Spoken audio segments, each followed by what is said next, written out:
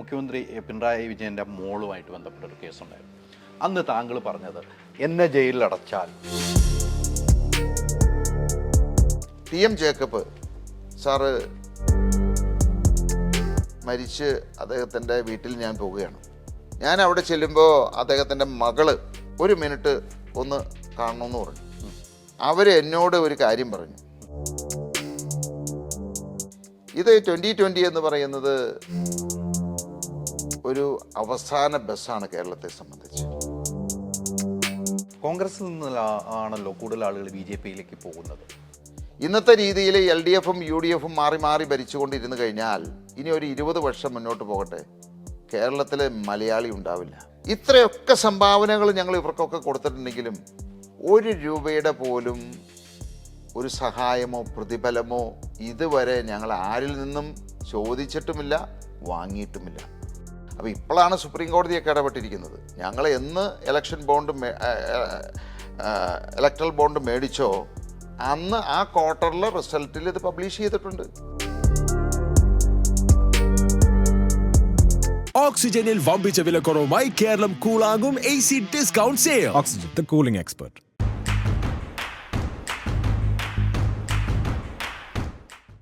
താങ്കളുടെ പ്രസംഗം നർമ്മം ചേർത്തുള്ള പ്രസംഗങ്ങളാണ് ഞാൻ കേട്ടിരിക്കുന്നത്. പല പ്രസംഗം ഒരു തമാശ കോമഡികൾ കൊണ്ടുവരും. ഇതൊക്കെ പഠിച്ചു വെച്ചിരിക്കുകയാണോ, ആരെയും കണ്ടുപിടിച്ചിരുന്നോ? ഹൃദയത്തിൽ വരുന്ന നമുക്കൊരു പ്രസംഗം, ഞാനിപ്പോൾ ഒരു ആങ്കർ ചെയ്യണമെങ്കിൽ ഞാൻ കുറേ ആളുകൾക്ക് എൻ്റെ മനസ്സിലുണ്ടാവും. താങ്കളും പണ്ടൊക്കെ പ്രസംഗം കേൾക്കാനൊക്കെ പോയിട്ടുണ്ടാവുമല്ലോ. അങ്ങനെ ഒരു ആരെങ്കിലും താങ്കളുടെ മനസ്സിലുണ്ടോ? ഇതൊന്നുമല്ല, ഇത് ദൈവം തന്നൊരു കഴിവാണ്. എനിക്കറിയില്ല, ഞാൻ ഈ വ്യവസായിയായ ഞാൻ എങ്ങനെ ഈ രാഷ്ട്രീയത്തിയിട്ട് വന്നു എനിക്ക് തന്നെ വിശ്വസിക്കാൻ പറ്റുന്നില്ല. ആ രാഷ്ട്രീയത്തിയിട്ട് വന്നപ്പോൾ നമുക്കറിയാം, രാഷ്ട്രീയക്കാരനെ സംബന്ധിച്ച് വേണ്ട ഏറ്റവും വലിയൊരു ഗുണം എന്നാ, വേറെ ഒരു തൊഴിലും അറിഞ്ഞില്ല, ഒരു അധ്വാനവും ഇല്ലെങ്കിലും വാ തുറന്ന് ഈ ജനങ്ങളെ മുഴുവൻ വെഡ്ഡിയാക്കുന്ന രീതിയിൽ ഈ ചിരട്ടെ ഉരയ്ക്കുന്ന മാതിരിയുള്ള ഒരു ശബ്ദത്തിൽ സംസാരിച്ചാൽ മതി ജനങ്ങളെ വീഴിക്കാൻ. അതാണല്ലോ നമ്മുടെ പല രാഷ്ട്രീയക്കാരും അവരുടെ ഏറ്റവും വലിയ വിജയത. ഒരു തൊഴിലും പഠിക്കണ്ട, അതിന് ഒരു ക്വാളിഫിക്കേഷനും വേണ്ട, ഒരു സ്കൂളിലും പോണ്ട, കോളേജിലും പോണ്ട. അപ്പോൾ അവർക്ക് ജന്മന അങ്ങനെ ഒരു കഴിവ് കിട്ടിയിട്ടുണ്ടെങ്കിൽ അവന് രാഷ്ട്രീയക്കാരനായിട്ട് ശോഭിക്കാൻ പറ്റും. എനിക്ക് എന്തുകൊണ്ടോ ഞാൻ ചെറുപ്പത്തിലൊക്കെ, ഞാനിപ്പോൾ കോളേജിലൊക്കെ പഠിക്കുന്ന സമയത്ത് ഒന്ന് പ്രസംഗിക്കാൻ പോലും എനിക്ക് വലിയ ബുദ്ധിമുട്ടായിരുന്നു. പ്രസംഗിച്ചാൽ ആളുകൾ എഴുന്നേറ്റ് പോവുകയായിരുന്നു. പക്ഷേ ഞാൻ ഈ രാഷ്ട്രീയത്തിൽ ഇറങ്ങിയപ്പോൾ എങ്ങനെയോ എനിക്ക് പ്രസംഗിക്കാൻ സാധിച്ചു. അത് ജനങ്ങൾ ഇഷ്ടപ്പെടാൻ തുടങ്ങി. അപ്പോൾ ഇതൊരു നമുക്ക് ജന്മനാ തന്നെ നമുക്ക് കിട്ടിയിരിക്കുന്ന ഇൻബോണായിട്ട് ദൈവം ഒരുപക്ഷെ ഇങ്ങനെ ഒരു ചുമതല ഏൽപ്പിക്കാൻ വേണ്ടിയിട്ട്. കാരണം ഞാനിപ്പോൾ വ്യവസായിയായി രാഷ്ട്രീയത്തിൽ വന്നു, എനിക്ക് പ്രസംഗിക്കാൻ പറ്റിയില്ലെങ്കിൽ ഒരിക്കലും ഇന്നത്തെ നിലയിൽ എനിക്ക് വിജയിക്കാൻ പറ്റില്ലായിരുന്നു. കാരണം എൻ്റെ മനസ്സിൽ തോന്നുന്ന ആശയങ്ങൾ, പാർട്ടിയുടെ ആശയങ്ങൾ ജനങ്ങളിലേക്ക് കൺവേ ചെയ്യുന്നത് നമ്മുടെ സംസാരത്തിൽ കൂടിയാണ്. ഇപ്പോൾ ഒട്ടനവധി ഇൻ്റർവ്യൂ എൻ്റെ നടക്കുന്നുണ്ട്. ഒരു ഇൻ്റർവ്യൂവിൽ ഞാൻ ആരോടും മുൻകൂട്ടി എന്താണ് ചോദിക്കാൻ പോകുന്നത്, ഏത് ചോദ്യങ്ങളും ഏതു സമയത്തും ഉത്തരം പറയാൻ ഞാൻ റെഡിയാണത്. കാരണം എനിക്ക് ആലോചിക്കേണ്ട കാര്യമില്ല. കാരണം അതിൽ വളരെ ആത്മാർത്ഥയോടുകൂടി സ്ട്രെയിറ്റ് ആയിട്ടുള്ളൊരു ആൻസറാണത്. നമ്മൾ കള്ളത്തരം ആലോചിക്കുമ്പോൾ അല്ലെങ്കിൽ അതിനകത്തൊരു കുറുക്ക് ബുദ്ധി ആലോചിക്കുമ്പോഴാണ് നമ്മൾ ആലോചിക്കേണ്ടി വരുന്നത്. അപ്പോൾ എൻ്റെ മനസ്സിൽ തോന്നുന്ന കാര്യം പറയുന്നു, അത് ജനങ്ങൾ ഇഷ്ടപ്പെടുന്നു. അത് കറക്റ്റാണ്. താങ്കൾ ഒന്നും ആലോചിക്കാതെ തന്നെ പറയും. പറഞ്ഞത് സമയത്ത് ഉറച്ചു നിൽക്കുകയും ചെയ്യും. പിന്നീട് എത്ര നാൾ ഒന്ന് കഴിഞ്ഞ് ചോദിച്ചാലും അതിൻ്റെ മറുപടി തന്നെയായിരിക്കും. ഞാൻ താങ്കൾ ഇതിനു മുമ്പ് ഇൻ്റർവ്യൂ ചെയ്തിട്ടുണ്ട്, ഇപ്പോഴും ചെയ്യുമ്പോൾ എനിക്ക് മനസ്സിലായതാണ്, എൻ്റെ ഒരു കാഴ്ചപ്പാടാണ് പറയുന്നത്. മറ്റൊരു പ്രധാനപ്പെട്ട ശ്രീനിവാസൻ, നടൻ ശ്രീനിവാസൻ 2020യുമായി ബന്ധപ്പെട്ട് ശ്രീനിവാസൻ ചേർന്ന് നിന്നു, മരിച്ചുപോയ സിദ്ദീഖ് ചേർന്ന് നിന്നു. പിന്നീട് ഒരു സുപ്രഭാതത്തിൽ ശ്രീനിവാസൻ തന്നെ പറയുന്നു, എനിക്ക് ഇതുമായിട്ട് യോജിച്ച് പോകാൻ കഴിയില്ല എന്ന് പറഞ്ഞ് ശ്രീനിവാസൻ മാറുന്നു. അതൊക്കെ എന്താണ് സംഭവിച്ചത്? ഇല്ല, ശ്രീനിവാസൻ മാറിയിട്ടില്ല. ശ്രീനിവാസന് അന്ന് മുതലേ ആരോഗ്യ പ്രശ്നങ്ങളുണ്ട്. ഞങ്ങളുടെ പാർട്ടി ചേരുമ്പോൾ തന്നെ അദ്ദേഹം വളരെ അവശനായിരുന്നു. അദ്ദേഹം സജീവമായിട്ട് പാർട്ടിയിൽ അല്ലെങ്കിൽ പങ്കെടുത്തിട്ടില്ല എന്നേ ഉള്ളൂ. അദ്ദേഹം വളരെ അവശതയിലായിരുന്നു അന്ന് തന്നെ. ഞങ്ങൾ ഇതുമായിട്ട് 21 തെരഞ്ഞെടുപ്പിനോടനുബന്ധിച്ചാണ് അതിൽ ചേർന്നത്. പക്ഷേ പല ഇതിലും വളരെ ബുദ്ധിമുട്ടി അദ്ദേഹം പങ്കെടുത്തുകൊണ്ടിരുന്നത്. അധികം നേരം സംസാരിക്കാൻ ബുദ്ധിമുട്ടുണ്ടായിരുന്നു. അപ്പോൾ വളരെ ചുരുക്കമായിട്ടുള്ള പരിപാടികളിൽ ചില റെക്കോർഡിങ്ങിലൊക്കെയാണ് അദ്ദേഹം വന്നിട്ടുള്ളത്. ഒരിക്കലും അതിനുശേഷം ഞങ്ങളുമായിട്ട് അല്ലെങ്കിൽ അദ്ദേഹം 2020യെ തള്ളി പറയുകയോ ഈവൻ അവസാനമായിട്ട് തന്നെ പല ഇൻ്റർവ്യൂവിലും അദ്ദേഹം 2020 ആണ് ഇവിടെ വരേണ്ടത്. അദ്ദേഹം ആദ്യം കമ്മ്യൂണിസ്റ്റിൽ ചേർന്നു, കോൺഗ്രസ്സിൽ ചേർന്നു, അതിനെ കൃത്യമായിട്ട് ഓർക്കുന്നില്ല. ഏറ്റവും അവസാനം 2020 ഞാൻ ചേർന്നിരിക്കുന്നതെന്ന് പറയുകയുണ്ടായിട്ടുണ്ട്. അദ്ദേഹം ഒരിക്കലും നമ്മളുമായിട്ട് ഇത് ചെയ്തിട്ടില്ല. അതുപോലെ മറ്റേ മരിച്ചുപോയ നമ്മുടെ സിദ്ദിഖിൻ്റെ കാര്യത്തിൽ അദ്ദേഹം അന്ന് തന്നെ ഒരുപാട് തിരക്കുകളുള്ള ആളായിരുന്നു. ഏതെങ്കിലുമൊക്കെ ഒരു മീറ്റിംഗ് വിളിക്കുമ്പോൾ ഞങ്ങൾ 3-4 പേരായിട്ടുള്ള മീറ്റിങ്ങുകളിലല്ലാതെ അങ്ങനെ ഒരു സജീവമായിട്ട് ഏതെങ്കിലും ഒരു പബ്ലിക് മീറ്റിങ്ങിലോ അങ്ങനെയൊന്നും പ്രസംഗിച്ചിട്ടില്ല ഒരിക്കലും. അപ്പം അവരൊക്കെ ആശയപരമായിട്ട് യോജിക്കുന്നു, പക്ഷേ അവർക്ക് തിരക്കുകളുണ്ട്, സമ്മർദ്ദങ്ങളുണ്ട്. ഈ പല ആളുകളെയും പുറമേ നിന്നുള്ള സമ്മർദ്ദങ്ങളാണിത്. ഇപ്പോൾ നമ്മുടെ നടൻ ജയറാം തന്നെ ഞങ്ങളുടെ പരിപാടികളിൽ വന്ന് വളരെ ഭംഗിയായിട്ട് സംസാരിച്ചിട്ടുണ്ട്. പക്ഷെ കഴിഞ്ഞ ഇലക്ഷനൊക്കെ അദ്ദേഹം സംസാരിച്ച കാര്യം ഞങ്ങൾ ടെലികാസ്റ്റ് ചെയ്യുന്നതിന് തന്നെ ആളുകൾ വിലക്കുണ്ടായി. അദ്ദേഹം നേരിട്ട് വിളിച്ചത് നിർത്തണം, ചെയ്യരുത് എന്ന് പറയുണ്ടായി. അപ്പോൾ ഇതൊക്കെ അവരുടെയൊക്കെ ഒരു സമ്മർദ്ദത്തിൽ ജീവിതമാർഗമാണ്. അപ്പോൾ അവർക്ക് അതിനനുസരിച്ച് ഒഴുക്കിനനുസരിച്ച് പോയാലേ പറ്റൂ. താങ്കൾക്ക് ജീവിതത്തിലെ ഏറ്റവും വലിയ ശത്രു ആരാണ്? നമ്മൾ എപ്പോഴും നമുക്കറിയാം, ദൈവങ്ങൾക്ക് പോലും ശത്രുക്കളുണ്ടായിട്ടുണ്ട്. മഹാഭാരതം എടുത്താലും ബൈബിൾ എടുത്താലും ഖുറാൻ എടുത്താലും ഒക്കെ നമുക്കറിയാം. അപ്പം നമ്മളെ മനുഷ്യരെ സംബന്ധിച്ച് എപ്പോഴും ഇഷ്ടംപോലെ ശത്രുക്കളുണ്ടാവും. അത് ഇന്നയാൾ ഇന്ന കാരണം കൊണ്ട് ഇന്നയാൾ വലിയ ശത്രു, ഇന്നയാൾ ചെറിയ ശത്രു എന്ന് പറയാൻ പറ്റില്ല. പക്ഷേ എൻ്റെ ശത്രു എന്ന് പറയുന്നത് ഈ നാടിനെ ദ്രോഹിക്കുന്ന, ഈ ജനങ്ങളെ ദ്രോഹിക്കുന്ന ആരായാലും, അല്ലെങ്കിൽ ഈ നാട് നശിപ്പിക്കുന്നവരെല്ലാം എൻ്റെ ശത്രുക്കളാണ്. അവരോടാണ് ഞാൻ യുദ്ധം ചെയ്യുന്നത്. പിന്നെ ഈ ശത്രുക്കൾ ഉണ്ടാകുമ്പോഴാണ് നമ്മൾ വളരുന്നത്. നമുക്ക് ശത്രുക്കളില്ല, നമ്മൾ പറയുന്ന കാര്യങ്ങളെല്ലാം ശരിവെക്കുന്ന ഒരു സമൂഹമാണെന്നുണ്ടെങ്കിൽ ഒരിക്കലും നമുക്ക് വളരാൻ സാധിക്കില്ല. അപ്പോൾ തീർച്ചയായിട്ടും വിമർശനങ്ങൾ വരിക, ശത്രുക്കൾ വരിക, അതാണ് നമ്മളെ വളർത്തുന്നതും എന്നെ വളർത്തിയതും അത് തന്നെയാണ്. എത്രത്തോളം എതിർപ്പുകൾ ഉണ്ടാകുന്നു, ശത്രുക്കൾ ഉണ്ടാകുന്നു, ഞാൻ കൂടുതൽ വളർന്നിട്ടേ ഉള്ളൂ. തീർച്ചയാണ്. താങ്കൾക്ക് ഏറ്റവും ഇഷ്ടപ്പെട്ട മുഖ്യമന്ത്രിയുടെ പേര് പറയാൻ ആരുടെ പേര് പറയും? എനിക്ക് ഇപ്പോൾ ഈ അടുത്ത കാലത്താണല്ലോ ഞാൻ രാഷ്ട്രീയത്തിലൊക്കെ സജീവമായിട്ട് ഇടപെട്ട് തുടങ്ങിയത്. പക്ഷേ എനിക്ക് ഇപ്പോൾ കേരളത്തിൽ പറയുകയാണെങ്കിൽ നമ്മളുടെ PK വാസുദേവൻ നായർ, അദ്ദേഹം എൻ്റെ പിതാവിൻ്റെ ഏറ്റവും അടുത്ത സുഹൃത്തായിരുന്നത്. അതായത് ആദർശം കൊണ്ടും പ്രവൃത്തി കൊണ്ടും സംസാരം കൊണ്ടും ഏറ്റവും നല്ലൊരു മനുഷ്യനായിട്ട് കണ്ട ഒരാളാണ് ഞാനത്. അതുപോലെയൊക്കെയുള്ള ആളുകളെ ഇനി കാണാൻ പറ്റുമെന്ന് തന്നെ സംശയമാണ്. എനിക്കറിയാം, വീട്ടിൽ വരുമ്പോഴായാലും എത്ര സിമ്പിളായിട്ട് ആ ലാളിത്യം അല്ലെങ്കിൽ ആ സംസാരം, ഒരിക്കൽ പോലും ഒരു ദേഷ്യപ്പെടുന്നതോ അല്ലെങ്കിൽ മുഖം കറക്കുന്നതോ ഞാൻ കണ്ടിട്ടില്ല. അപ്പോൾ നമുക്ക് ആർക്കും, ഏത് പൊതുജനങ്ങൾക്കും അദ്ദേഹത്തിൻ്റെ അടുത്ത് ആക്സസിബിലിറ്റി ഉണ്ടായിരുന്നു എന്നുള്ളതാണ്. എല്ലാവരെയും ചിരിച്ചുകൊണ്ട് സ്വീകരിക്കുക, ചിരിച്ചുകൊണ്ട് സംസാരിക്കുക. അതുതന്നെയല്ല അദ്ദേഹം. നമ്മളെപ്പോഴും സംസാരം മാത്രം പോലല്ലോ, പ്രവൃത്തിയിൽ കൂടി അത് പ്രവർത്തിച്ച് ബോധ്യമാക്കിയിരിക്കുന്ന നല്ലൊരു മുഖ്യമന്ത്രിയായിട്ടാണ് എനിക്ക് തോന്നുന്നത്. മുഖ്യമന്ത്രിയേക്കാൾ കൂടുതൽ വ്യക്തിപരമായിട്ടും എനിക്ക് തോന്നുന്നില്ല അത്രയും നല്ലൊരു രാഷ്ട്രീയ നേതാവ്. പിന്നെ ഉണ്ടായിരുന്നു നമ്മുടെ നേതാക്കന്മാരെ നോക്കുകയാണെങ്കിൽ NE ബലറാം ഉണ്ടായിരുന്നു, നമ്മുടെ MN ഗോവിന്ദപിള്ള, TV തോമസ് മിനിസ്റ്ററായിട്ടിരുന്ന, വ്യവസായ മന്ത്രിയായിരുന്ന. അവരെപ്പറ്റി ഞാനൊക്കെ ചെറുപ്പത്തിലാണ് അവരെ പറ്റിയൊക്കെ, പക്ഷേ അവരെയൊക്കെ പറ്റി പറഞ്ഞു കേട്ടിരിക്കുന്നതും എൻ്റെ പിതാവ് പറഞ്ഞിരിക്കുന്നതായിട്ടുള്ള ഒട്ടനവധി കാര്യങ്ങളുണ്ട്. അപ്പോൾ അവരൊക്കെ നല്ല നല്ല നേതാക്കന്മാരായിരുന്നു, നല്ല ആദർശധീരന്മാരായിരുന്നു. ആദർശത്തിൽ മാത്രം അടിയുറച്ച് അതുപോലെ പ്രവർത്തിച്ചിട്ടുള്ള ആളുകളാണിത്. പക്ഷേ ഇപ്പം ഇഷ്ടം ആരെയില്ലേ? ഇപ്പം ഇഷ്ടപ്പെട്ട ഒരു നേതാവ്, അങ്ങനെ ഇഷ്ടപ്പെട്ട ഒരു നേതാവിൻ്റെ പേര് പറയാൻ പറഞ്ഞാൽ ആരുടെ പേര് പറയും? ഏത് പാർട്ടി ആയിക്കോട്ടെ. എനിക്കിപ്പോൾ ഇഷ്ടമെന്ന് പറയുന്നത് പ്രത്യേകിച്ച് അങ്ങനെ ഒരു ഇഷ്ടം ആരോടുമില്ല. പക്ഷേ ഞാൻ ഇഷ്ടപ്പെട്ടിരുന്ന ഒരു നേതാവായിരുന്നു നമ്മുടെ TM ജേക്കബ്. അതുപോലെ തന്നെ ഇപ്പോൾ ഈ CPIയുടെ പന്ന്യൻ രവീന്ദ്രൻ വളരെ നല്ല ഒരു മനുഷ്യനായിട്ട് ഞാൻ വീട്ടിൽ വന്നിട്ടുണ്ട്, സംസാരിച്ചിട്ടുണ്ട്. ഇവരൊക്കെ നല്ല നല്ല വ്യക്തികളാണവർ. ആദർശവും സംസാരവും പ്രവൃത്തിയും ഒക്കെ ഈ നാട് നന്നാവണം, ജനങ്ങൾ നന്നാവണം എന്ന് ആഗ്രഹിക്കുന്ന ആളുകളാണത്. പക്ഷെ അവർക്കൊക്കെ ഉയർന്നു വരാൻ സാധിച്ചിട്ടില്ല എന്നുള്ളതാണ്. അടിച്ചമർത്തപ്പെടുന്നുണ്ടല്ലേ ഇന്നത്തെ രാഷ്ട്രീയത്തിൽ? സത്യസന്ധത, ആത്മാർത്ഥത അല്ലെങ്കിൽ ഇതിനൊന്നും, അങ്ങനെയുള്ളവർക്കൊന്നും ഒരിക്കലും രാഷ്ട്രീയത്തിൽ വിജയിക്കാൻ സാധിക്കില്ല. മുഖ്യമന്ത്രി പിണറായി വിജയനുമായിട്ട് അടുത്ത് നിന്ന ഒരു വ്യക്തിയാണ്, ഇപ്പോൾ അകന്ന് നിൽക്കുന്ന വ്യക്തിയാണ്. മുഖ്യമന്ത്രി പിണറായി വിജയനുള്ള ഒരു പോസിറ്റീവ് വശം എന്തെങ്കിലും പറയാൻ പറ്റുമോ താങ്കൾക്ക്? ഞാൻ അദ്ദേഹവുമായിട്ട്, അതായത് അദ്ദേഹത്തിന് സ്വന്തമായിട്ട് ഒരു കാര്യം ആലോചിച്ചല്ലെങ്കിൽ അതിനെപ്പറ്റി ചിന്തിച്ച് ഒരു കാര്യം നടപ്പിലാക്കാനായിട്ടുള്ള ഒരു കഴിവ് അദ്ദേഹത്തിന് ഉണ്ടായിരുന്നില്ല. പക്ഷേ നമ്മളൊരു കാര്യം, നല്ലൊരു കാര്യം അല്ലെങ്കിൽ ഏതെങ്കിലും ഒരു കാര്യങ്ങൾ നമ്മൾ അദ്ദേഹത്തിനോട് പറഞ്ഞാൽ വളരെ പെട്ടെന്ന്, വളരെ ഷാർപ്പാണ്, വളരെ ഫാസ്റ്റായിട്ട് അദ്ദേഹം അത് ഗ്രാസ്പ് ചെയ്യുന്നുള്ളതാണത്. നമ്മൾ അധികം നേരം അതിനെപ്പറ്റി വിശദീകരിക്കേണ്ട കാര്യമില്ല. ഇനി അത് നടപ്പിലാക്കണമെന്ന് അദ്ദേഹത്തിന് മനസ്സിൽ തീരുമാനിച്ചാൽ അത് നടപ്പിലാക്കും അദ്ദേഹം. ഇനി അത് നമുക്ക് ആ മുഖഭാവത്തിൽ നിന്ന് മനസ്സിലാവും. ചിലപ്പോൾ മനസ്സിലായാലും അതങ്ങനെ തന്നെ അങ്ങോട്ട് വിഴുങ്ങിക്കളയും പുള്ളി.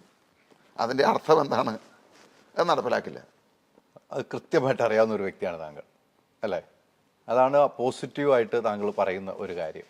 അല്ല, നമുക്കിപ്പോൾ എല്ലാവർക്കും നല്ല കഴിവുകളും അല്ലെങ്കിൽ കഴിവ് കുറവുകളും ഒക്കെ ഉണ്ടാവാം.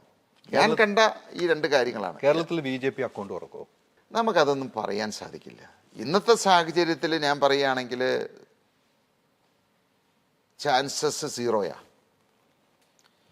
ഇപ്പോൾ ഇവിടെ പലരും, പ്രധാനമന്ത്രി തന്നെ 2 പ്രാവശ്യം തൃശ്ശൂർ വന്നു, സുരേഷ് ഗോപിക്ക് വേണ്ടിയിട്ട് പ്രചരണം നടത്തി. അവിടെ ഒരു വിജയസാധ്യത ഉണ്ടായിരുന്നു. പക്ഷേ ഇപ്പം എനിക്ക് തോന്നുന്നു അവിടെ ഈ പ്രതാപനെ മാറ്റി മുരളി വന്നതോട് കൂടിയിട്ട് ആ ഒരു സാധ്യത കുറഞ്ഞു എന്നുള്ളതാണ് ഞാൻ മനസ്സിലാക്കുന്നത്. കാരണം പ്രതാപന് വളരെയധികം അല്ലെങ്കിൽ ജനങ്ങൾക്ക് താല്പര്യക്കുറവുണ്ടായിരുന്നു. അപ്പോൾ അതുകൂടി വന്നു കഴിഞ്ഞാൽ ഒരുപക്ഷെ ചിലപ്പോൾ ജയിച്ചു പോയേനെ അവിടെ ആ സാഹചര്യത്തിൽ. പക്ഷേ ഇപ്പം അത് അദ്ദേഹത്തെ മാറ്റി മുരളി വന്നപ്പോൾ ആ ചാൻസസ് കുറഞ്ഞു എന്നുള്ളതാണ് എനിക്ക് തോന്നുന്നത്. ഇനിയിപ്പോൾ അവിടുത്തെ ജനങ്ങളുടെ പൾസ് കൃത്യമായിട്ട് നമുക്ക് പറയാൻ സാധിക്കില്ലല്ലോ. PC ജോർജ് എന്ന ഒരു രാഷ്ട്രീയക്കാരനെ കുറിച്ച് താങ്കളുടെ അഭിപ്രായം എന്താണ്? എനിക്ക് അദ്ദേഹത്തെ പറ്റി ഈ ന്യൂസിലും മറ്റ് മീഡിയയിലൊക്കെ കണ്ടിട്ടുള്ളതല്ലാതെ അദ്ദേഹത്തെ വ്യക്തിപരമായിട്ട് ഒരിക്കലും ഞാൻ നേരിട്ട് കണ്ടിട്ടില്ല, സംസാരിച്ചിട്ടുമില്ല. അപ്പോൾ അതുകൊണ്ട് നമുക്ക് പൂർണ്ണമായിട്ടും അദ്ദേഹത്തെ പറ്റി പഠിക്കാതെ മനസ്സിലാക്കാതെ എനിക്കൊരു അഭിപ്രായം പറയാൻ സാധിക്കില്ല. പക്ഷേ ആരായാലും ഒരിക്കലും നമ്മളൊരു നിലപാടിൽ ഉറച്ചു നിന്ന് കഴിഞ്ഞാൽ അല്ലെങ്കിൽ ആ സംസാരിക്കുന്ന കാര്യങ്ങൾ നമ്മൾ പൂർണ്ണമായിട്ടും നമുക്കതിൽ തന്നെ ഉറച്ചു നിൽക്കാൻ സാധിക്കണം. അപ്പോൾ അദ്ദേഹം ഈ പറയുന്ന, അല്ലെങ്കിൽ അദ്ദേഹം മാത്രമല്ല പല രാഷ്ട്രീയ പ്രവർത്തകരും ഒരു പാർട്ടിയിൽ നിന്ന് കുറച്ച് നാൾ നിന്നു, അതിൻ്റെ ആനുകൂല്യങ്ങളെല്ലാം പറ്റി അനുഭവിച്ച് അതിൻ്റെ സുഖവും എല്ലാം അനുഭവിച്ചതിന് ശേഷം ഒരു കാലത്ത് നമുക്ക് അത് കിട്ടാതെ വരുമ്പോൾ അതിനെ തള്ളിപ്പറഞ്ഞ് വേറൊരു പാർട്ടിയിലേക്ക് പോകുന്നത് ശരിയായിട്ടുള്ളൊരു നിലപാടല്ല. അതാണ് പുള്ളിയെക്കുറിച്ച് പറയാനുള്ളത്. പുള്ളി മാത്രമല്ലല്ലോ, പല നേതാക്കളും. ഇപ്പോൾ ആന്റണിയുടെ മകൻ പോയിട്ടുണ്ട്, കരുണാകരൻ്റെ മകൾ പോയിട്ടുണ്ട്, ഒട്ടനവധി നേതാക്കന്മാർ പല പാർട്ടിയിൽ നിന്നും പല പാർട്ടിയിലേക്കും. ഈ പത്മജയുടെ പോക്ക് എങ്ങനെ കാണുന്നു? എനിക്ക് അവരെ എനിക്കറിയില്ല. എനിക്ക് ഇപ്പോൾ ഈ അടുത്തിടയ്ക്ക് ഇപ്പോൾ ഈ പറയുന്ന അവരുടെ യൂട്യൂബ് ചാനലിലൊക്കെ കണ്ട കാര്യങ്ങളല്ലാതെ എനിക്ക് അവരെ പറ്റി വ്യക്തിപരമായിട്ട് മറ്റുള്ള കാര്യങ്ങളൊന്നും എനിക്കറിയില്ല. കോൺഗ്രസിൽ നിന്ന് ആണല്ലോ കൂടുതൽ ആളുകൾ BJPയിലേക്ക് പോകുന്നത്. കേരളത്തിൻ്റെ അവസ്ഥയിൽ അതാണത്. കോൺഗ്രസിൽ നിന്ന് പ്രത്യേകിച്ച് ഈ കേരളത്തിൽ ഈ കോൺഗ്രസ്സിന് ഒരുപാട് നേതാക്കന്മാരുണ്ട്, വളർന്നു വരുന്ന നേതാക്കന്മാരുണ്ട്. 80-90 വയസ്സായിട്ട് അതിൽ നിന്ന് ഇറങ്ങാത്ത നേതാക്കന്മാരുണ്ട്. അപ്പോൾ തീർച്ചയായിട്ടും അങ്ങനെ അവർക്ക് അവസരങ്ങൾ കിട്ടില്ല എന്ന് വരുമ്പോൾ അവസരങ്ങൾ കിട്ടുന്ന പാർട്ടിയിലേക്ക് പോകുന്നു. ഇപ്പോൾ AK ആന്റണിയുടെ മകൻ തന്നെ അതിനൊരു ഉദാഹരണമാണത്. കോൺഗ്രസ്സിൽ നിന്ന് ഒരിക്കലും അദ്ദേഹത്തിന് ഒരു സ്ഥാനവും കിട്ടാൻ പോകുന്നില്ല. അത് മറ്റൊരു പാർട്ടിയിൽ പോയപ്പോൾ വലിയൊരു സ്ഥാനം കിട്ടി, അദ്ദേഹം പോയി. അതൊക്കെ തന്നെയായിരിക്കും പത്മജയുടെ കാര്യങ്ങൾ. ഇപ്പോൾ KV തോമസിൻ്റെ കാര്യം എടുക്ക്, ഒന്ന് ആലോചിച്ച് നോക്ക്. അദ്ദേഹം കമ്മ്യൂണിസ്റ്റ് പാർട്ടിയിലേക്ക് പോയി. എങ്ങനെയൊന്നൊരു രാഷ്ട്രീയക്കാരനാണ്. കോൺഗ്രസിൻ്റെ എല്ലാ സുഖസൗകര്യങ്ങളും എല്ലാം അനുഭവിച്ച് പരമാവധി ഉപയോഗിച്ച് അവസാനം ആ പാർട്ടിയെ തള്ളി പറഞ്ഞുകൊണ്ട് വേറെ പാർട്ടിയിലേക്ക് പോയി. അത് യോജിക്കാൻ കഴിയുന്ന ഒരാളല്ല, ശരിയായിട്ടുള്ള കാര്യമല്ല അത്. കാരണം വയസ്സുകാലത്ത് നമുക്ക് പുതിയ ആളുകൾക്ക് അവസരങ്ങൾ കൊടുക്കണ്ടേ? അത് മാറി നിന്ന് ഇവരൊക്കെ ഉപദേശക സമിതിയിൽ അങ്ങനെയുള്ള കാര്യങ്ങളിലേക്ക് മാറണം. അതിന് പകരം ഞാൻ 90 വയസ്സായാലും ഇങ്ങനെയുള്ള കാര്യത്തിൽ നിന്ന് മാറില്ല എന്നൊരു ശാഠ്യം പിടിക്കുകയും ആ പാർട്ടിയിൽ വീണ്ടും ഇങ്ങനെയുള്ള അവസരങ്ങൾ കിട്ടാതെ വരികയും ചെയ്തപ്പോൾ വേറൊരു പാർട്ടിയിൽ പോവുക, അത് ഉപയോഗപ്പെടുത്തുക. അത് എടുക്കുന്ന പാർട്ടിയായാലും ശരി, അവരെയും അതും ശരിയല്ല എന്നാണ് പറയുന്നത്. അങ്ങനെയുള്ള ആളുകളെ ഉപയോഗിക്കാൻ പാടില്ല അവരൊന്നും. ഇപ്പം താങ്കളുടെ പാർട്ടിയിലേക്ക് ഇപ്പം ആളുകൾ എണ്ണം കൂടുന്നുണ്ട്. ഇങ്ങനെ ഒരു പാർട്ടിയിൽ നിന്നും ഇപ്പം ഔദ്യോഗിക സ്ഥാനത്തിരുന്ന ഒരാൾ വന്നാൽ താങ്കൾ സ്വീകരിക്കും? ഞങ്ങളുടെ പാർട്ടിയിൽ ആദ്യം മുതലേ എടുത്തിരിക്കുന്ന ഒരു നിലപാടാണ് മറ്റു രാഷ്ട്രീയ പാർട്ടിക്കാരിൽ നിന്ന്. കാരണം ഒരിക്കലും ഞങ്ങൾ അതിൽ പ്രവർത്തിച്ച അല്ലെങ്കിൽ ഏതെങ്കിലും സ്ഥാനങ്ങളിലിരുന്നു. ഇപ്പോൾ അതിലൊക്കെ വിശ്വസിക്കുന്ന ആളുകൾ ഒരുപാടുണ്ട്. ഇപ്പോൾ കോൺഗ്രസിലോ കമ്മ്യൂണിസ്റ്റിലോ BJP-യിലോ വിശ്വസിക്കാത്ത ഒത്തിരി പേരുണ്ടാവും. അവരാണ് 2020-ലേക്ക് വന്നിരിക്കുന്നത്. പക്ഷേ നേതൃത്വ സ്ഥാനത്ത് അല്ലെങ്കിൽ ഏതെങ്കിലും പദവിയിൽ ഇരുന്ന ഒരാളെയും ഞങ്ങൾ പാർട്ടി ഘടകത്തിൽ, പാർട്ടിയിൽ ചേരാൻ ആർക്ക് വേണമെങ്കിലും ഓൺലൈനിൽ ചേരാം, പക്ഷെ അവരെ ആരെയും ഞങ്ങൾ പാർട്ടിയുടെ ഒരു സ്ഥാനത്തേക്ക് ഞങ്ങൾ കൊടുക്കാറില്ല. അത് തീരുമാനം എടുത്തിട്ടുണ്ട്. ഞങ്ങളുടെ പാർട്ടിയുടെ ഒരു നയമാണത്. ഇനി ഉണ്ടാകത്തുമില്ല, ഒരിക്കലും ഉണ്ടാവില്ല. ഇപ്പോൾ നല്ലൊരു ഇപ്പോൾ CPM-ൽ നിന്ന് തന്നെ നല്ലൊരു നേതാവ് വരാൻ തീരുമാനിച്ചു 2020-ൽ. സ്വീകരിക്കില്ലേ? ഇവരുടെയൊക്കെ രക്തത്തിൽ ഇത് കലർന്ന് ചേർന്നിരിക്കുന്നതാണത്. ഇവർക്കൊന്നും ഒരിക്കലും ആശയപരമായിട്ട് 2020 ഇന്ന് വിഭാവന ചെയ്യുന്ന ആ ഒരു രീതിയിലേക്ക് വരാൻ സാധിക്കില്ല. നമ്മൾ പറയില്ലേ പഴയ വീഞ്ഞ് പുതിയ കുപ്പിയിൽ എന്ന് പറയില്ലേ, എന്താ വ്യത്യാസം? ഒരു വ്യത്യാസം ഉണ്ടാവില്ല. അപ്പം അതുകൊണ്ട് ആ ഒരു നിലപാട് ഞങ്ങൾക്കില്ല. ഒരിക്കലും ഞങ്ങൾ അങ്ങനെ ഒരു നിലപാട് എടുക്കുകയില്ല. മറ്റ് രണ്ട് കാര്യങ്ങൾ ചോദിച്ചാൽ എന്തായാലും ചോദിക്കാതെ പോകുന്നതും എൻ്റെ അടുത്ത് ആളുകൾ ചോദിക്കും എന്താണ് ഭയപ്പെട്ട് ചോദിക്കാത്തതാണെന്ന് ചോദിക്കും. ഒന്ന്, ഏറ്റവും പ്രധാനപ്പെട്ട കാര്യം, മുഖ്യമന്ത്രി പിണറായി വിജയൻ്റെ മോളുമായിട്ട് ബന്ധപ്പെട്ട ഒരു കേസുണ്ടായിരുന്നു. അന്ന് താങ്കൾ പറഞ്ഞത് എന്നെ ജയിലിലടച്ചാൽ ഒരാഴ്ചക്കുള്ളിൽ മുഖ്യമന്ത്രിയുടെ മകളും ജയിലിലാകും. എന്തിൻ്റെ അടിസ്ഥാനത്തിലാണ് പറഞ്ഞത്? ഞാൻ ഇപ്പോൾ ഇക്കാര്യമെന്നും ഒത്തിരി താങ്കൾ പറഞ്ഞിട്ടുണ്ട്, എങ്കിലും ചോദിക്കാതെ പോകണം. അല്ല, ഞാൻ ഒട്ടനവധി കാര്യങ്ങൾ എൻ്റെ പ്രസംഗത്തിൽ കൂടി പറഞ്ഞിട്ടുണ്ട്. പക്ഷേ എങ്കിലും ഞാൻ ഒരു കാര്യം പോലും വെറുതെ പറയാറില്ല. ഞാൻ ഏതെങ്കിലും കാര്യങ്ങൾ സത്യമായിട്ടുള്ള കാര്യങ്ങളെ പറയൂ, പറഞ്ഞിട്ടുണ്ടെങ്കിൽ അത് സത്യമായിരിക്കും. പക്ഷേ അതിൻ്റെ എന്തുകൊണ്ട് ഞാൻ പറയുന്നില്ല എന്നുള്ളത് വിവിധ ചാനലുകളിൽ ഞാൻ പറഞ്ഞിട്ടുള്ളതാണത്. കാരണം ഇന്നത്തെ നമ്മുടെ വ്യവസ്ഥിതി, ഇന്നത്തെ നമ്മുടെ രാഷ്ട്രീയ സാഹചര്യം, ഞാൻ പറഞ്ഞല്ലോ, അത് BJP ആയാലും കോൺഗ്രസ് ആയാലും കമ്മ്യൂണിസ്റ്റ് ആയാലും ഇവരെല്ലാവരും ഒരു നാണയത്തിൻ്റെ രണ്ട് വശങ്ങളാണത്. അപ്പോൾ അങ്ങനെ ഒരു സാഹചര്യത്തിൽ ഞാനിപ്പോൾ ഇത് പറഞ്ഞാൽ ഒരാഴ്ച നമ്മുടെ മാധ്യമങ്ങൾക്ക് ആഘോഷിക്കാം. അത് വിട്ടിട്ട് ഒരു പ്രയോജനവും ഈ നാടിനോ ഇവിടുത്തെ ജനങ്ങൾക്കോ ഉണ്ടാകാൻ പോകുന്നില്ല.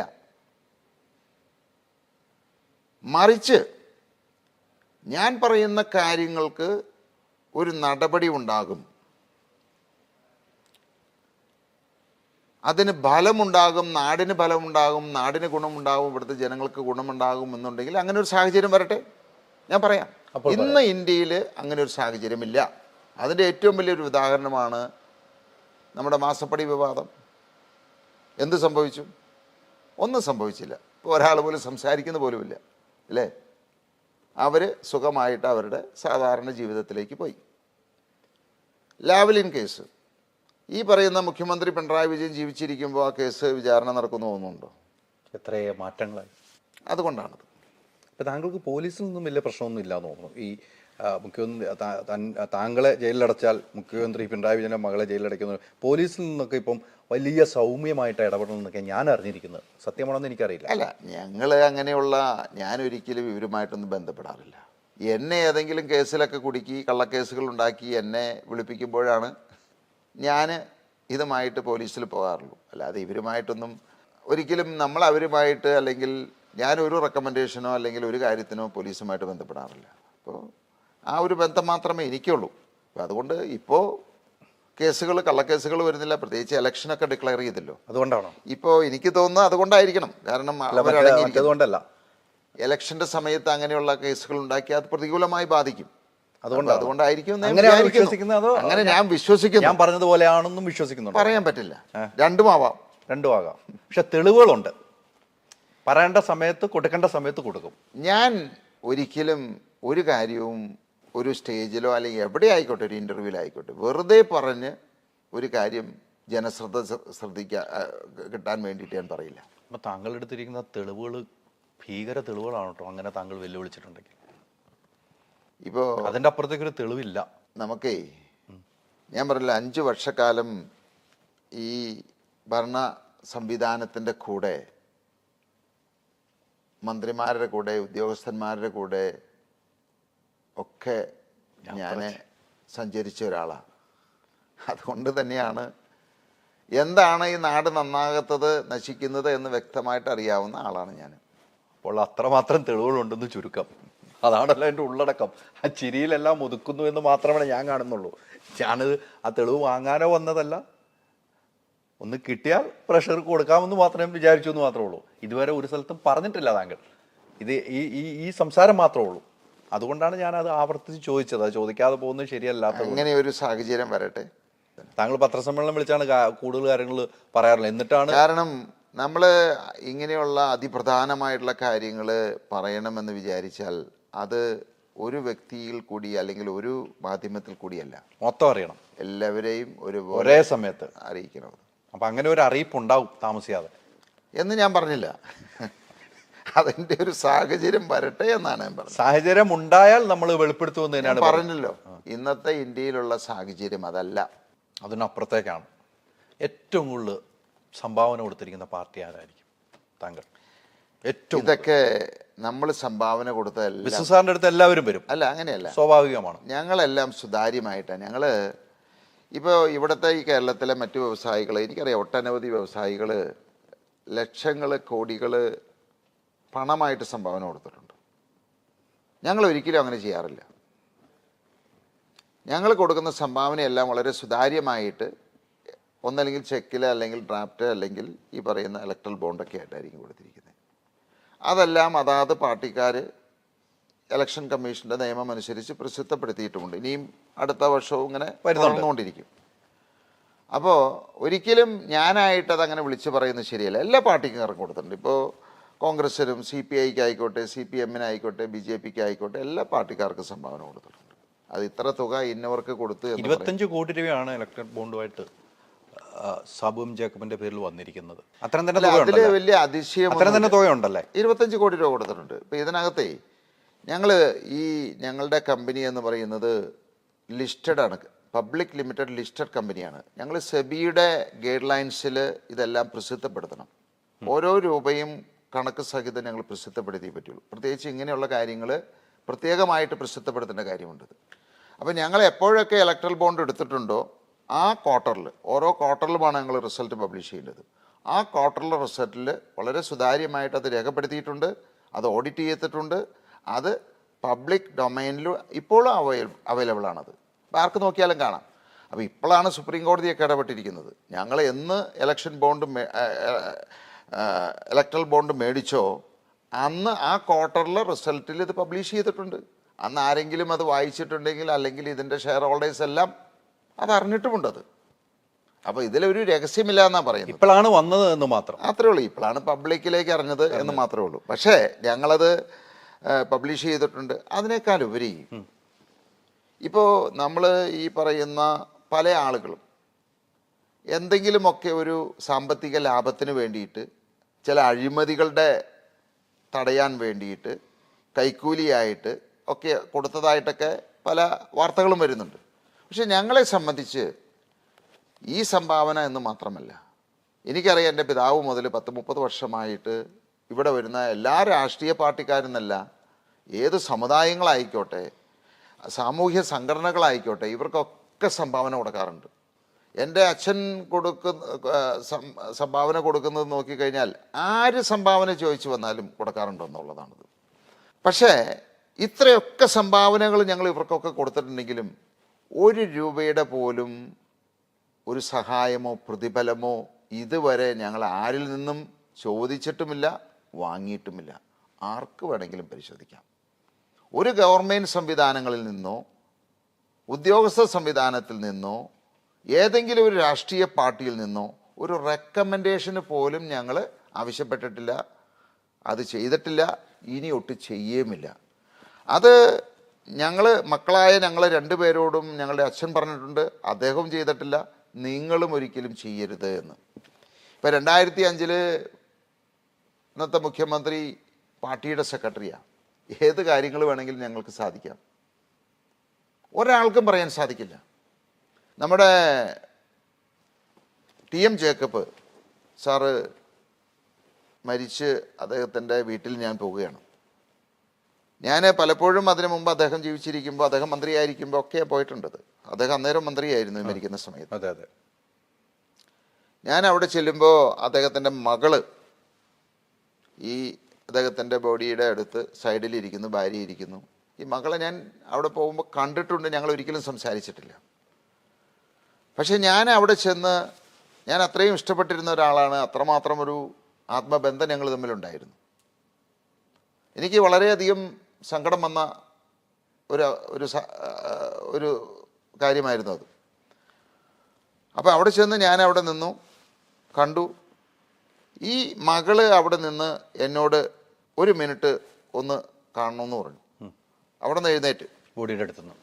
അപ്പോൾ അവർ എഴുന്നേറ്റ് പുറകിലത്തെ മുറിക്കട. അപ്പോൾ ഞാൻ വിചാരിച്ചു പെട്ടെന്ന് എന്താണ് എന്ന് വിചാരിച്ചു. ഞാൻ ഇപ്പുറത്തേക്കടെ ഇറങ്ങി, ഞാനും അകത്ത് ആ മുറിയിലേക്ക് വിളിച്ചു. ഞാൻ ചെന്ന് കഴിഞ്ഞപ്പോൾ അവർ എന്നോട് ഒരു കാര്യം പറഞ്ഞു.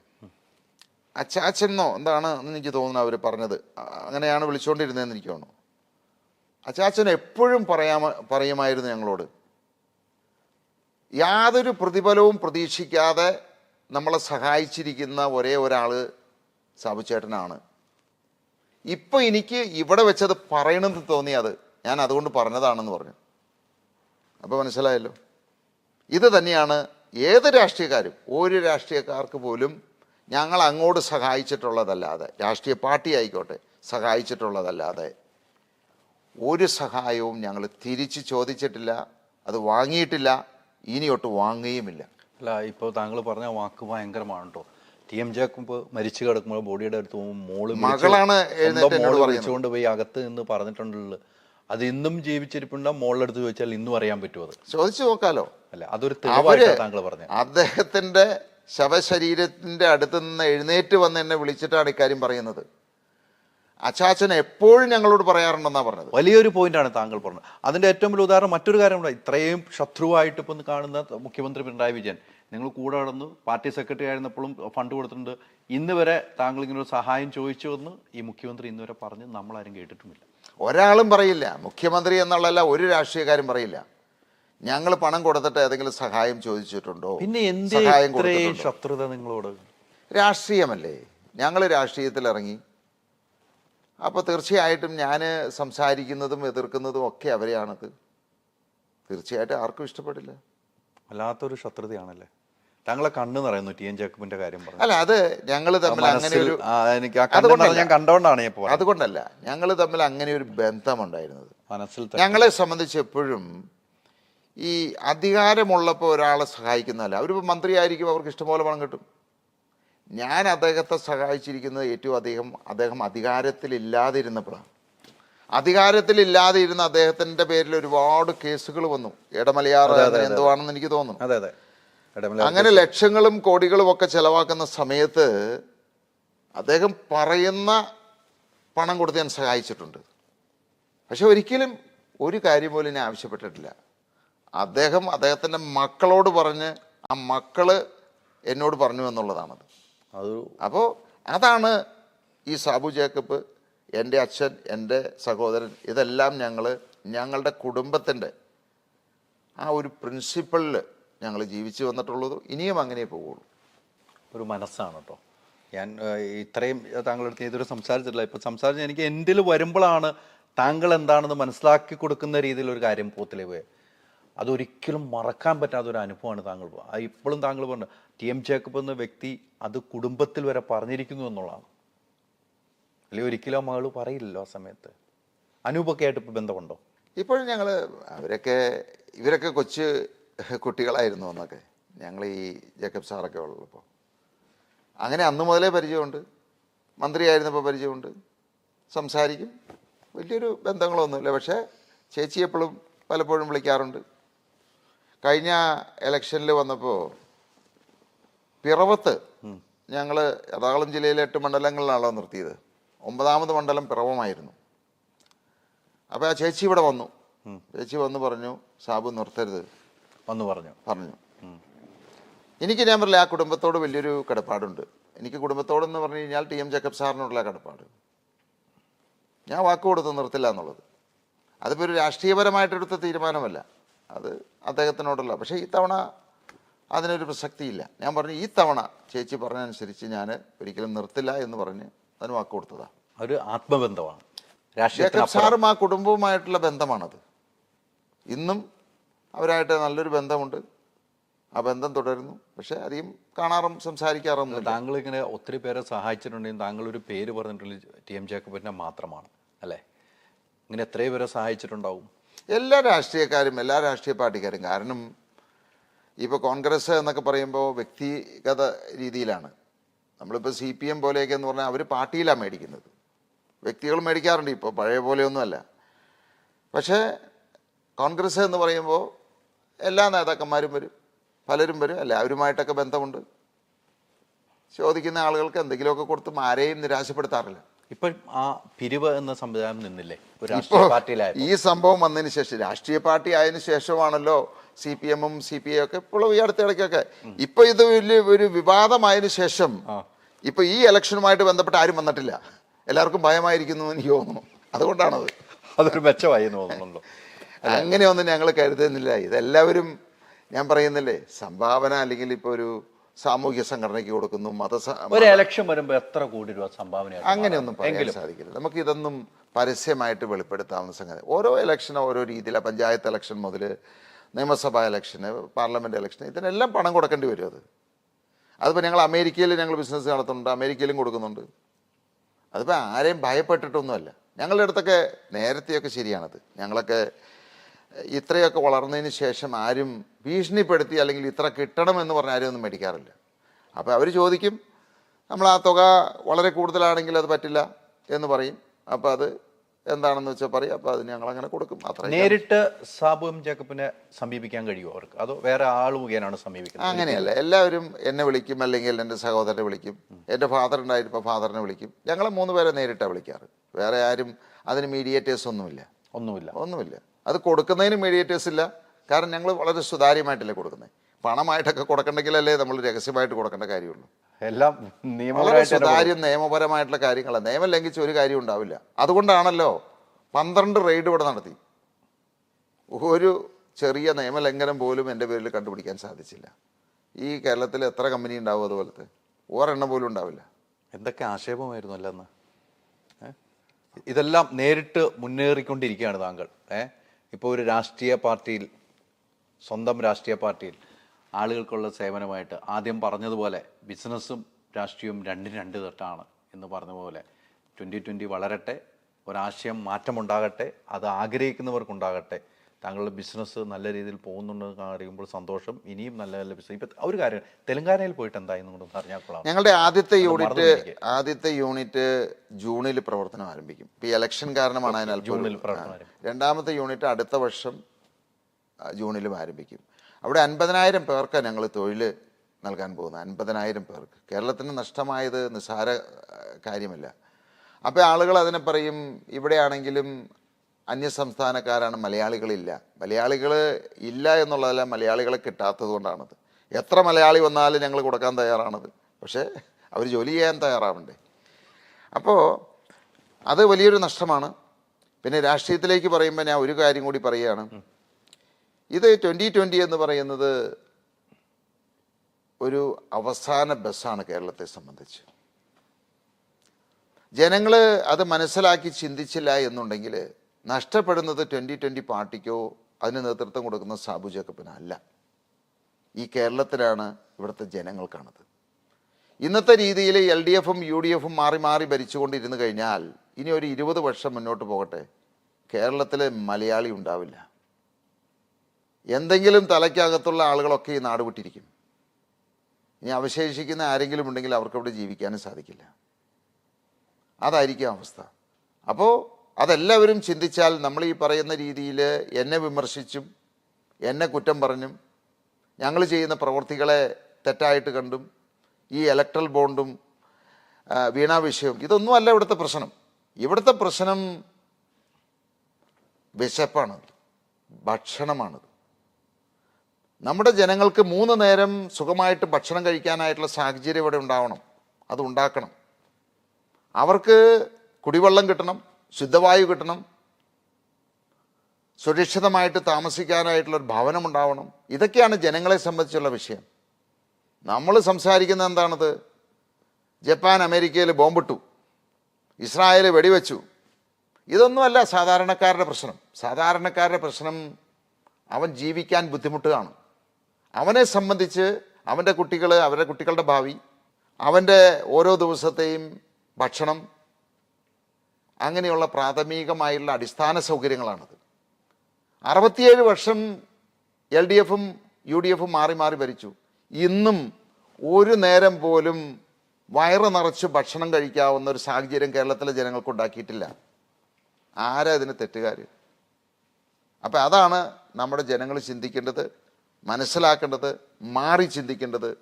ഒരിക്കലും 2020 മാത്രമാണ് കേരളത്തെ രക്ഷിക്കാൻ സാധിക്കൂ. വേറെ ഒരു രാഷ്ട്രീയ പാർട്ടിക്കും കേരളത്തെ രക്ഷിക്കാൻ സാധിക്കില്ല. ആ ഒരു സത്യം തിരിച്ചറിഞ്ഞ് മനസ്സിലാക്കിയാൽ കേരളം രക്ഷപ്പെടും. അല്ലെങ്കിൽ കേരളത്തിൽ നിന്ന് നമ്മളെല്ലാവരും രക്ഷപ്പെടേണ്ടതായിട്ട് വരും. താങ്കളുടെ ആശയം എന്തുമാകട്ടെ, അവസാന ബസ്സാണ്, കൈ നീട്ടുക, കയറാൻ നോക്കുക. അത് അദ്ദേഹം പറഞ്ഞത് ഞാൻ പറഞ്ഞതായിട്ട് വ്യാഖ്യാനിക്കില്ല. അദ്ദേഹം പറയുന്നത് അദ്ദേഹത്തിൻ്റെ കാഴ്ചപ്പാട് ഇഷ്ടമുള്ളവർക്ക് സ്വീകരിക്കാം, ഇല്ലാത്തവർക്ക് വേണ്ടാന്ന് വെക്കാം. ഒത്തിരി സന്തോഷം.